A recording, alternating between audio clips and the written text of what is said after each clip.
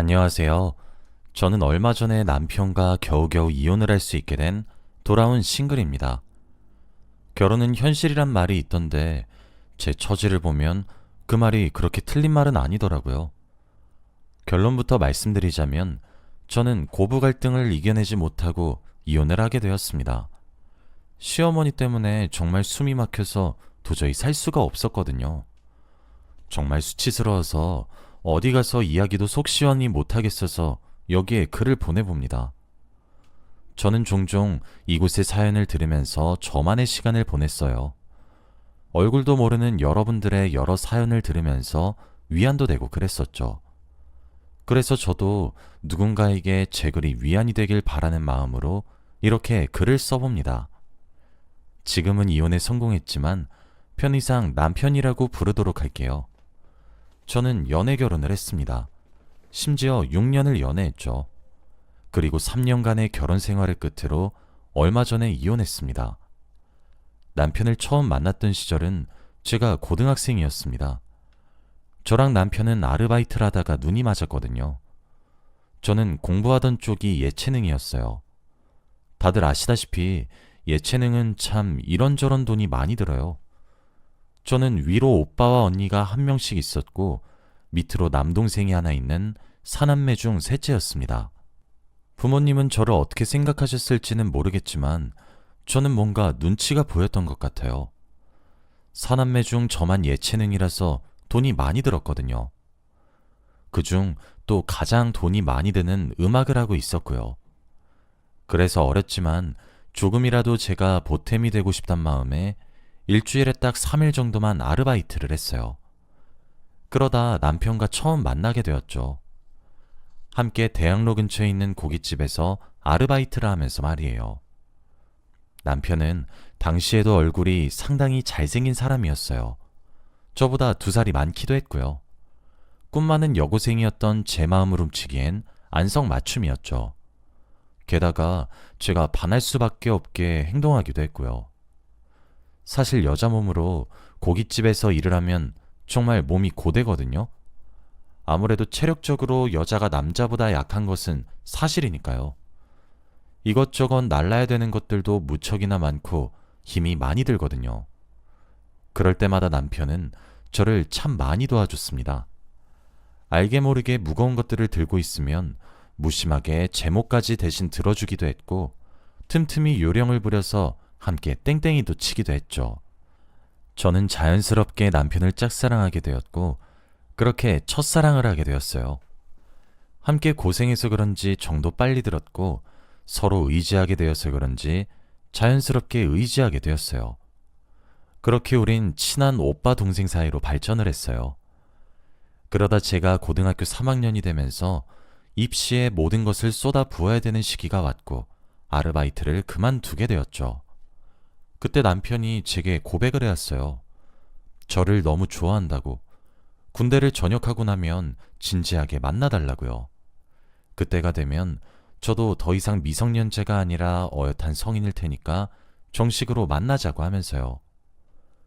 그동안 입시도 열심히 해서 좋은 성과 거두라고도 했죠.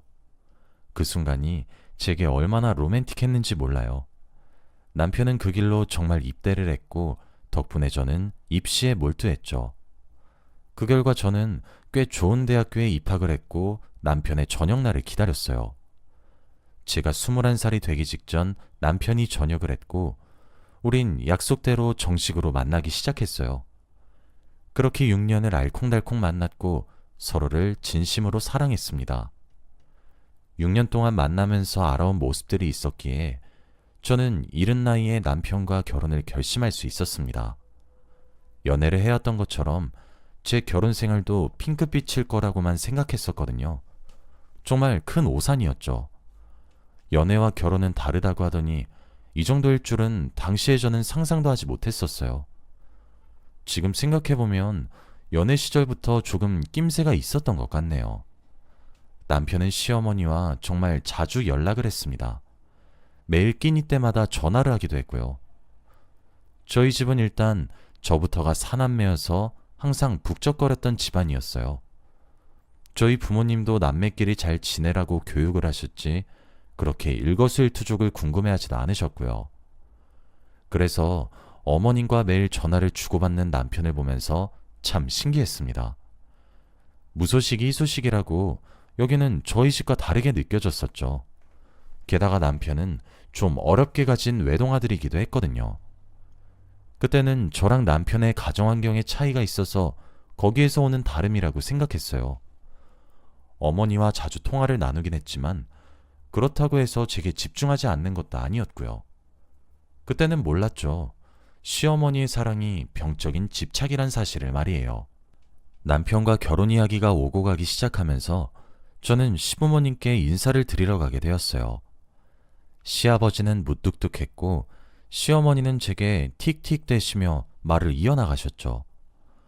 어렸던 저는 시아버지 행동이 무관심인 줄 몰랐고 제게 틱틱대던 시어머니가 질투를 하실 거란 것도 몰랐어요. 그저 제가 마음에 안 드신 줄 알고 더 잘해야겠다고만 생각했고 다짐했었죠. 남편도 그런 저를 다정하게 품어주고 고맙다 해주기도 했고요. 그런데 그것은 정말 시작에 불과했죠. 생각해보면 상견례를 하던 순간부터 삐걱거리기 시작했어요. 친정보다 시댁의 형편이 조금 더 가난했었어요. 그런데 상견례 자리에서 시어머니가 저희 집에 대놓고 그러더군요. 여자가 결혼할 때 많이 해온다고 해서 남편을 우습게 보는 일은 없으셔야 합니다. 그 말에 저희 온 가족은 얼굴을 굳혔었죠. 그 이외에도 정말 무례함이 느껴지는 막말들이 참 많았습니다. 그래서 하나를 보면 열을 알겠다며 저희 친정에서는 제 결혼을 거세게 반대했어요. 하지만 자식 이기는 부모 없다고 남편을 너무 사랑하는 제 고집을 부모님은 끝내 꺾지 못하셨죠. 그렇게 남편과 우여곡절 끝에 결혼을 하게 되었어요. 하지만 결혼 이후 저는 점점 괴로워져만 갔습니다. 연애 시절에 제가 무언가를 하자고 하면 남편은 그게 무엇이든지 좋다고 하며 함께 했었어요. 무언가를 결정할 때에도 제 의견을 존중했었죠. 하다못해 그날 점심으로 뭘 먹을지까지도 말이에요. 전 그래서 남편이 저를 너무 사랑한 나머지 제게 많은 배려를 해준다고 생각했었어요. 조금 우유부단하고 딱히 엄청나게 호불호를 가리지 않는 성격이라서 제게 잘 맞춰주는 건가 했었죠. 게다가 저는 좀 불같은 부분이 있었는데 남편과 함께 하니까 조금 중화되는 것 같아서 좋았어요. 하지만 사실을 알고 보니 시어머니가 결정해주지 않으면 남편은 아무것도 못하는 사람이더라고요. 시어머니가 하라는 대로만 하면서 자랐던 거였어요. 저와 만나면서도 그날 입을 옷부터 시작해서 모든 것을 시어머니의 손에 맡긴 것은 물론 우리가 연애 시절부터 있었던 사소한 일부터 커다란 일까지 전부 상의했더라고요. 이게 왜 문제가 되었냐면요. 남편이 저와 결혼을 한 이후에도 시어머니에게 모든 것을 맡기기 시작했기 때문이에요. 그게 뭔지를 떠나서 정말 하나부터 열까지 모든 것을 시어머니에게 물어봤고 시어머니의 결정을 따라야 했으며 시어머니가 반대하면 애초에 시도조차 하지 않으려고 하더군요. 제가 남편에게 질문을 해도 남편이 시어머니에게 답변을 들어올 때까지 기다려야 했어요. 남편에게 그러지 말라고 의견을 내보라고 달래도 보고 윽박도 질러봤는데 이게 잘못된 것이라는 인지조차 못하더라고요. 남편과 사는 건지 시어머니와 사는 건지 정말 너무 고달팠습니다. 그래도 저는 진심으로 남편을 사랑했기에 견디려고 노력을 했었어요. 하지만 도가 지나치는 시어머니 행동에 결국 제가 항복을 하고 만 거였죠. 제가 결혼 생활을 하며 알게 된 것은 남편이 마마보이인 것은 문제가 되지 않는다는 거였어요. 남편이 시어머님의 말을 듣는 마마보이 같은 모습은 차라리 다행일 정도였습니다. 문제는 시어머니였거든요. 시어머니가 하나 있는 아들만 너무 아끼는 것이었다면 제가 시댁과 거래를 뒀든가 없든가 무슨 수를 내서라도 두 사람의 교류를 막거나 해결을 하려고 했을 것 같아요. 그런데 그럴 수가 없더라고요. 왜냐하면 제 남편이 시어머니의 말을 믿듯이 시어머니는 어떤 한 무당에게 의지를 하고 있었기 때문입니다. 그 무당과 집안의 대소사를 정말 하나부터 열까지 다 다 상의하고 있었어요. 제가 이 사실을 알게 된 이유는 시어머니가 직접 제게 그 무당을 소개시켰기 때문입니다. 결혼하고 1년 정도가 되던 어느 날 시어머니께서 저를 끌고 어딘가로 향했어요. 그곳은 그 문제의 무당이 차린 신당이었습니다. 다짜고짜 저를 그곳에 데려가더니 갑자기 제사를 올려야 한다고 하시더군요. 가타부타 설명 하나 없이 저를 데려온 것이 당황했는데 그 장소도 신당이라니 어이가 없죠. 그런 저를 근처에서 빤히 지켜만 보기만 하던 무당이 엥, 저렇게 키가 세서야? 아휴 하며 고개를 절레절레 젓는 순간 제 뺨이 뜨겁게 달아오르더라고요. 시어머니는 무당이 한숨을 쉬었단 것에 화가 나서 제 뺨을 한 대 후려치고 고분고분 말을 들으라고 윽박을 질렀으며 그것도 모자라서 무당에게 재빠르게 달려간 뒤 제발 기도를 올려달라고 울부짖듯 사정을 하는데 기가 막히더라고요. 물론 저도 가만히 있진 않았어요. 시어머니께 다가가 정신 차리라고 화도 냈고 이딴 거 절대 하지 않겠다고 혼자 산을 내려갔어요. 그리고 그 사건을 계기로 저와 시어머니의 관계는 점점 극에 치닫기 시작했죠. 그도 그럴 게 제게 시어머니는 그런 행동을 한 것에 대해 사과하기는커녕 오히려 제가 제사를 거부해서 아들에게 찾아올 불행을 막지 못했다고 하면서 원망만 하셨거든요. 세상에 제사를 지내서 불행을 막을 수 있다면 누가 제사를 안 지내겠습니까? 정말 말 같지도 않은 논리를 펼치는데 시어머니 두 눈이 미친 사람의 그것과 다를 바 없더군요.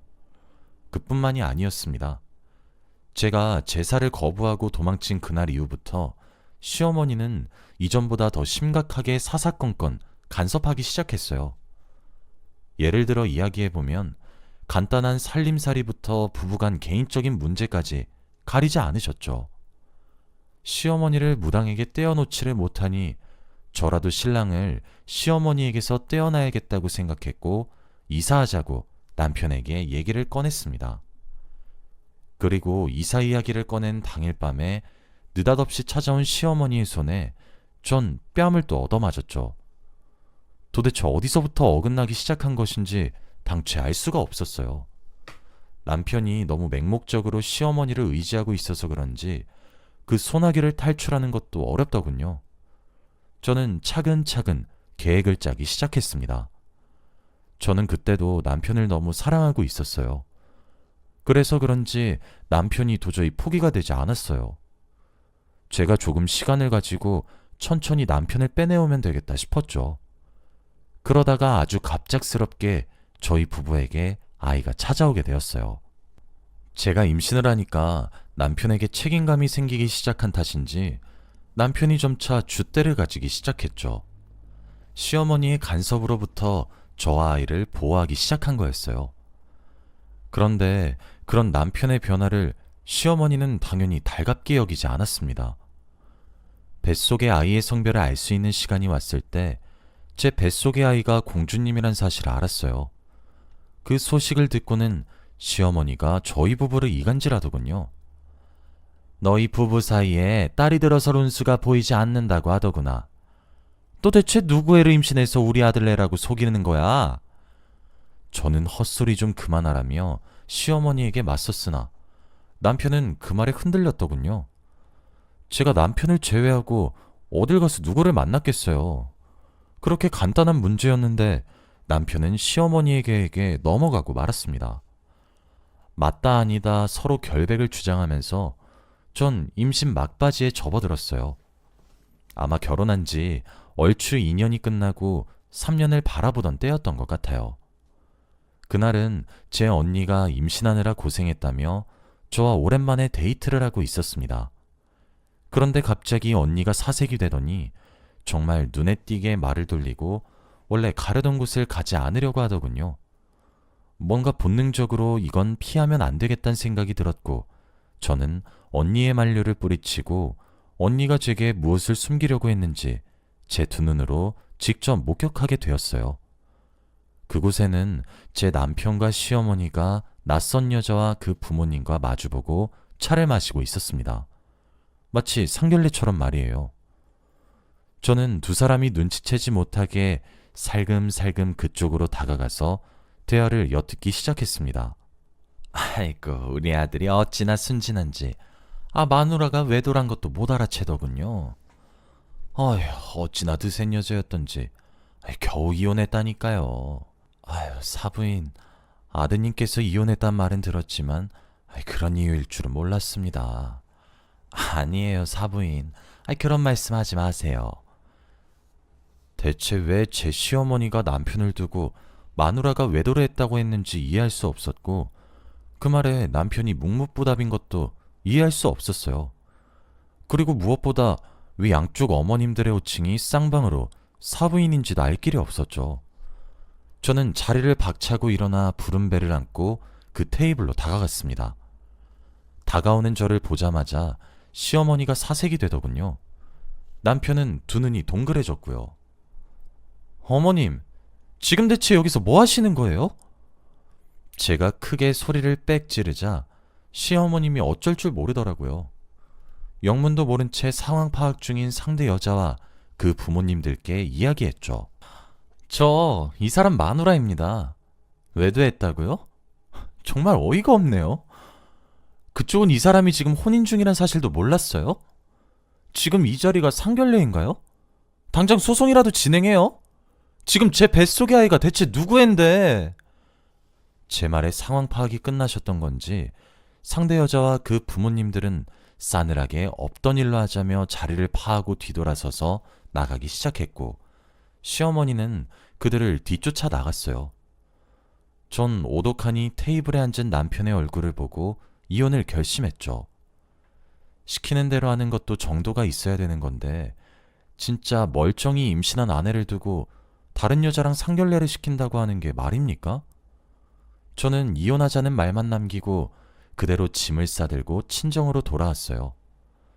남편은 그제서야 위기감을 느낀 것인지 제게 미친 듯이 매달리기 시작했죠.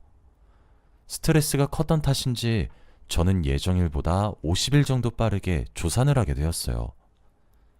딸아이는 인큐베이터에 들어가 2달도 채 버티지 못하고 하늘로 떠났죠. 저는 그때까지도 제게 남의 자식을 임신해왔다고 손가락질하는 시어머니를 보고 있자니 참 허탈하고 기가 차더라고요. 미친 것엔 답도 없다는데 딱 그 말이 저거지 싶었습니다. 저는 저와 제 딸아이의 결백을 증명하고 싶었고 해야만 했습니다. 그래서 제 딸아이와 남편의 유전자 검사를 의뢰함과 동시에 이혼 소송을 준비하기 시작했어요.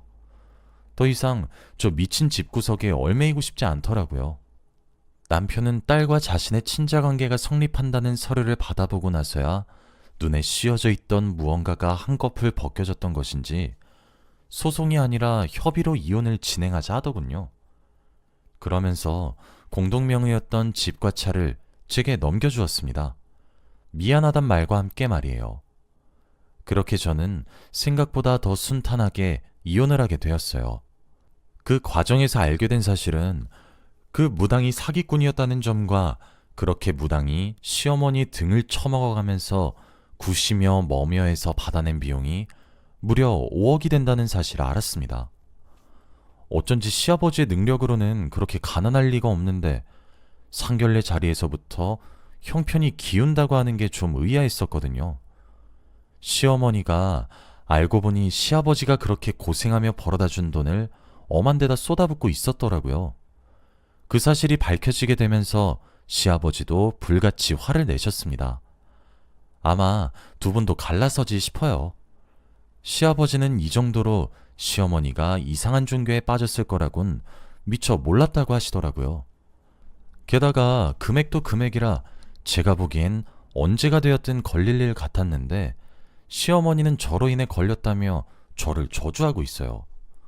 또 저와 이혼하면서 남편이 정말 미안했다며 울면서 제 손에 집과 차를 주고 떠난 거였는데 그것 가지고도 돈을 내놓지 못하냐 어쩌냐. 아휴, 하루가 멀다 하고 전화가 오고 있어요. 시어머니는 본인 때문에 제가 아이를 잃은 것도 이해하지 못하는 것 같습니다. 정말 저는 하늘에 대해 맹세할 수 있을 정도로 남편이란 사람을 미친 듯이 사랑했었습니다. 하지만 그 남자만큼은 제가 아니더라도 다른 여자도 만나지 말고 재혼은 상상치도 않았으면 좋겠네요. 꼭 시어머니랑 둘이서 천년만년 같이 살았으면 좋겠어요. 저는 이번 기회에 알게 된 점은 부모가 반대하는 결혼에는 뭐든지 이유가 있다고 생각합니다. 저희보다 오랜 세월을 살면서 쌓아온 사람 보는 눈을 사랑에 미쳐 외면하시지 않으셨으면 좋겠어요. 비록 일찍 결혼해서 저는 아직 30대 초반 정도라서 다행인 것 같아요. 이제 앞으로 제게 주어진 미래는 한결 편하고 아름다운 미래만 남겨져 있길 바라며 이만 글을 마칩니다. 여기까지가 제 긴 이야기였습니다. 긴 이야기 들어주셔서 감사합니다.